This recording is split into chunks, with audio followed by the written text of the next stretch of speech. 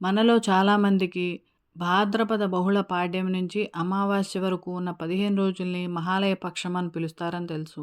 అసలు మహాలయ పక్షాలంటే ఏంటి? పితృదేవతలంటే ఎవరు? పితృదేవతల ప్రీత్యర్థం పిండ ప్రదానాలు, శ్రాద్ధ కర్మలు మహాలయ పక్షంలో ఎందుకు చేస్తామో ఇవాళ తెలుసుకుందాం. భాద్రపద మాసంలో ఆఖరి 15 రోజుల్ని మహాలయ పక్షం అంటారు. పక్షం అంటే 15 రోజులు. పరమశివుడు విపరీతమైన జనాన్ని భూమి భరించలేని సమయంలో మహాలయాన్ని చేసుకున్నారు. అంటే తనలో కలుపుకున్నారు. అందుకే ఈ 15 రోజుల్ని మహాలయ పక్షం అని అంటారు. మృత్యుదేవతకి మానవుల బాధ్యతను అప్పగించిన రోజులే ఈ మహాలయ పక్ష రోజులు. మహాలయ పక్ష రోజుల్ని చాలా పవిత్రమైన కాలంగా భావిస్తారు. ఈ కాలంలో పితృదేవతల్ని, పరమేశ్వరుణ్ణి శ్రద్ధగా పూజిస్తారు, తలుస్తారు. అసలు పితృదేవతలంటే ఎవరు? పితృదేవతలంటే మన తాతలు, తండ్రులు కారు. సృష్టి జరిగేటప్పుడు బ్రహ్మ, విష్ణువు ఆజ్ఞ మేర దేవతల్ని, మానవుల్ని, జీవుల్ని, వృక్ష జంతుజాలాన్ని సృష్టించారు. సృష్టి సమయంలో ఆది దేవుల నుంచి పుట్టిన వారే పితృదేవతలు. ఈ పితృగణాలు చాలా గొప్పవి. యక్షులు, కిన్నెరలు, సర్పజాతి వారు పితృదేవతలను సేవిస్తారు. శ్రాద్ధ కార్యక్రమాల ద్వారా పితృదేవతలు సంతృప్తి పడతారు. వాళ్ళు తృప్తిపడి మనల్ని తృప్తిపరుస్తారు. చనిపోయిన తాతలకి, తండ్రులకి ఈ శ్రాద్ధ కర్మల ద్వారా సద్గతి కలగటమే కాకుండా చేసేవాళ్ళకు కూడా సద్గతి కలిగిస్తారు పితృదేవతలు. దేవతల కంటే పితృదేవతలనే ఎక్కువగా కొలుస్తారు. వాళ్ళకే ఎక్కువ విలువ ఉంది అని చెప్తారు. ప్రతిరోజు పితృదేవతల పేర్లు తలుచుకున్నా కూడా ఎంతో మంచి జరుగుతుంది.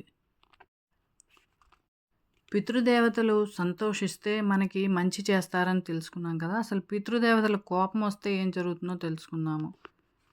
పితృదేవతల కోపం వస్తే కుటుంబంలో ఆర్థిక ఇబ్బందులు, అనారోగ్యం, యాక్సిడెంట్లు జరగడం, పిల్లల్లో దుష్ప్రవర్తన, మానసిక అనారోగ్యాలు, ఎన్ని ప్రయత్నాలు చేసినా వివాహం కుదరకపోవడం, భార్యాభర్తల మధ్య కలహాలు, పిల్లలు పుట్టకపోవడం లాంటివి జరుగుతూ ఉంటాయి. అంతేకాకుండా కెరీర్లో అభివృద్ధి లేకపోవడం, ప్రారంభించిన కార్యాలు పూర్తి కాకపోవడం, ఇలాంటి ఇక్కట్లు పడుతున్నట్లయితే మనకి పితృదోషం ఉందని చెప్తారు. పితృదోష నివారణకు ఏం చేయాల్సి ఉంటుందో కొన్ని తెలుసుకుందాము. పితృదేవతల కోసం ఈ మహాలయ పక్షాల్లో ఏం చేయాలో తెలుసుకుందాం. తల్లిదండ్రులు బ్రతికున్న వాళ్ళైతే ప్రతిరోజు అంటే ఈ 15 రోజులు మధ్యాహ్నం 11 గంటల 45 నిమిషాల నుంచి 12 గంటల 40 నిమిషాల సమయంలో బియ్యం, నీళ్లు దోసిట్లో తీసుకుని తులసి మొక్కలో పితృదేవతల ప్రీత్యర్థం అని జారవిడవాలి. అదే తల్లిదండ్రులు లేని వాళ్ళైతే నల్ల నువ్వులు, నీరు విడిచిపెట్టాలి. విడిచిపెట్టినవి పితృదేవతలు స్వీకరించి బ్రహ్మానంద భరితులై మనకి మంచి సంతతిని ఇస్తారు. ఇంతేకాకుండా వీలైన వాళ్ళు పురోహితుడిని పెట్టుకొని శ్రాద్ధ కర్మల్ని నిర్వహించవచ్చు.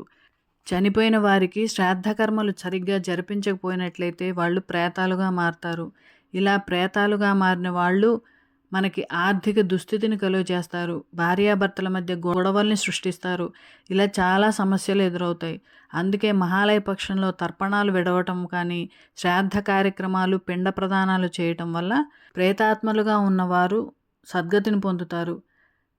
పెద్దలకి పిండ ప్రదానాలు, తర్పణాలు చేయటం వల్ల పిల్లలకి ఆయుర్దాయం పెరుగుతుంది. మహాలయ పక్ష రోజుల్లో మనం చేయాల్సినవి వెండి దానం చేయటం కానీ, వెండిని చూడటం కానీ, వెండి పళ్ళెంలో అర్ఘ్యప్రదానం చేయడం కానీ చేయాలి.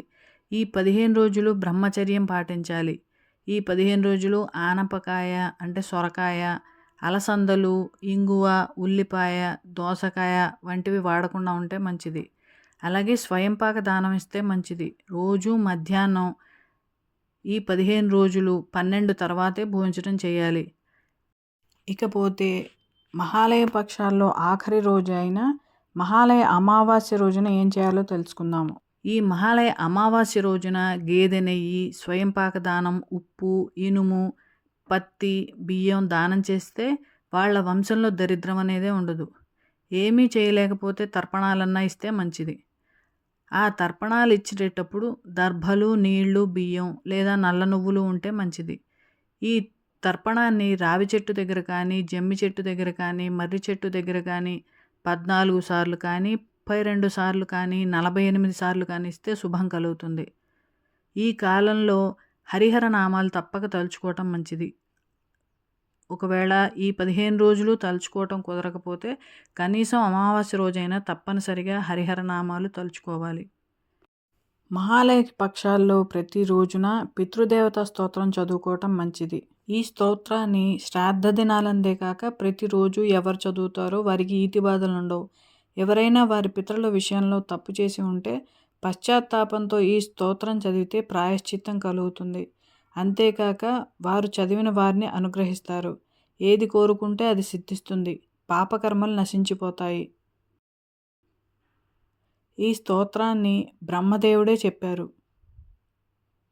బ్రహ్మ ఉవాచ నమో పిత్రే జన్మదాత్రే సర్వదేవమయాయ చ సుఖదాయ ప్రసన్నాయ సుప్రీతాయ మహాత్మనే సర్వయజ్ఞస్వరూపాయ స్వర్గాయ పరమేష్ఠినే సర్వతీర్థావలోకాయ కరుణాసాగరాయ చ నమో సదా ఆసుతోషాయ శివరూపాయ తే నమః సదాపరాధక్షమినే సుఖాయ సుఖదాయ చ దుర్లభం మానుషమిదం ఏన లబ్ధం మాయావపు సంభావనీయం ధర్మార్థే తస్మై పిత్రే నమో నమః తీర్థస్నాన తపోహోమ జపాదీన్ యస్య దర్శనం మహాగురోశ్చ గురవే తస్మై పిత్రే నమో నమః యస్య ప్రణామస్తవనాత్ కోటిసః పితృతర్పణం అశ్వమేధ శతైతుల్యం తస్మై పిత్రే నమో నమః. ఈ మహాలయ పక్షాల్లో ప్రతిదినము పితృదేవతలకి తర్పణాలు విడవటం, శ్రాద్ధకర్మలు నిర్వహించడం, పితృదేవత స్తోత్రాన్ని పఠించడం, బ్రాహ్మలకి స్వయంపాక దానం ఇవ్వటం లాంటివి చేద్దాము. పితృదేవతల అనుగ్రహాన్ని పొందుదాము. స్వస్తి.